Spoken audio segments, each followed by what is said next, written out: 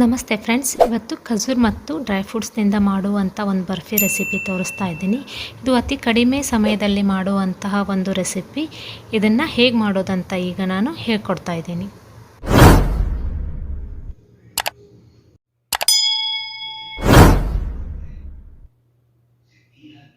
1 cup ಖಜೂರ್ ತೊಗೊಂಡಿದ್ದೀನಿ. ಅಂಜೂರು, ಬಾದಾಮ್, ಪಿಸ್ತಾ, ಕಸ್ಕಸಿ ಮತ್ತು ಗೋಡಂಬಿ, ಬಿಳಿ ಎಳ್ಳು, ವಾಟರ್ ಮೆಲನ್ ಸೀಡ್ಸ್, ಕಲ್ಲಂಗಡಿ ಹಣ್ಣಿನ ಬೀಜ. ಈಗ ಇದನ್ನು ಮಾಡೋದನ್ನು ಹೇಗಂತ ನೋಡೋಣ. ಮಿಕ್ಸಿ ಜಾರ್ನಲ್ಲಿ ಮೊದಲು ಖಜೂರನ್ನು ಪೇಸ್ಟ್ ಮಾಡ್ಕೊಳ್ಬೇಕು. ನಂತರ ಕಸ್ಕಸಿ ಬಿಳಿ ಎಳ್ಳನ್ನು ಡ್ರೈ ಫ್ರೈ ಮಾಡ್ಕೋಬೇಕು ಫ್ರೆಂಡ್ಸ್.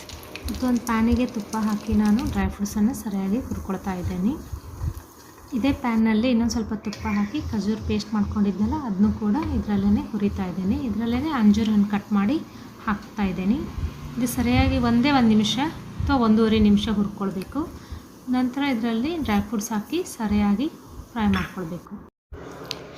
ಇದರಲ್ಲಿ ಬಿಳಿ ಎಳ್ಳು, ಕರಿ ಎಳ್ಳು, ಏಲಕ್ಕಿ, ಕಸಕಸಿ ಹಾಕ್ಕೊಂಡು ಸರಿಯಾಗಿ ಒಂದು ಸಲ ಇದನ್ನು ಮಿಕ್ಸ್ ಮಾಡ್ಕೊಳ್ಬೇಕು ಫ್ರೆಂಡ್ಸ್. ಇದಕ್ಕೇನು ಸಕ್ಕರೆ ಅವಶ್ಯಕತೆ ಇಲ್ಲ.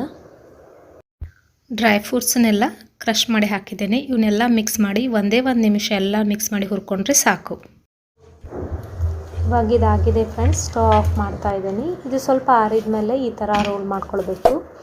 ಮತ್ತು ಚಪಾತಿ ಮಣೆ ಮೇಲೆ ಸ್ವಲ್ಪ ಕಸಕಸಿ ಹಾಗೂ ಪಿಸ್ತಾನ ಹಾಕಿ ಇದನ್ನು ಈ ಥರ ಸರಿಯಾಗಿ ರೋಲ್ ಮಾಡಿ ಒಂದು ಶೀಟ್ನಲ್ಲಿ ಹಾಕಿ ಇದನ್ನು ಸರಿಯಾಗಿ ರೋಲ್ ಮಾಡಿಕೊಂಡು ಟೈಟಾಗಿ ಹಾಕಿ ಆಮೇಲೆ ಅದು ಆರಿದನ್ನು ಫುಲ್ ಆರಿರುತ್ತೆ. ಇದು ನಂತರ ಇದನ್ನು 1-2 ಗಂಟೆ 2ರಿಂದ 3 ಗಂಟೆ ಇದನ್ನು ಫ್ರಿಜ್ಜಿನಲ್ಲಿಟ್ಟು ಆಮೇಲೆ ಕಟ್ ಮಾಡ್ಕೊಳ್ಬೇಕು ಫ್ರೆಂಡ್ಸ್. ಸಣ್ಣ ಮಕ್ಕಳಿಗಾಗಲಿ ದೊಡ್ಡವರಿಗೆ ಎಲ್ಲರಿಗೂ ಆರೋಗ್ಯಕ್ಕೆ ಹೆಲ್ದಿಯಾಗಿರುವಂಥ ರೆಸಿಪಿ. ನೀವು ಒಂದು ಸಲ ಟ್ರೈ ಮಾಡಿ ನೋಡಿ ಫ್ರೆಂಡ್ಸ್. ಈಗ ಇದನ್ನು ನಾನು 3 ಗಂಟೆ ಫ್ರಿಜ್ಜಿನಲ್ಲಿ ಇಡ್ತೇನೆ ಫ್ರೆಂಡ್ಸ್. ಹೀಗೆ 3 ಗಂಟೆ ನಂತರ ಇದನ್ನು ಹೊರಗೆ ತೆಗೆದು ಕಟ್ ಮಾಡ್ತಾ ಇದ್ದೀನಿ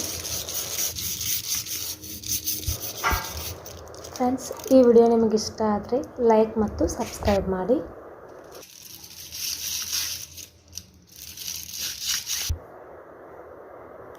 ಈಗ ಖಜೂರ್ ಮತ್ತು ಡ್ರೈ ಫ್ರೂಟ್ಸ್ ಬರ್ಫಿ ರೆಡಿಯಾಗಿದೆ.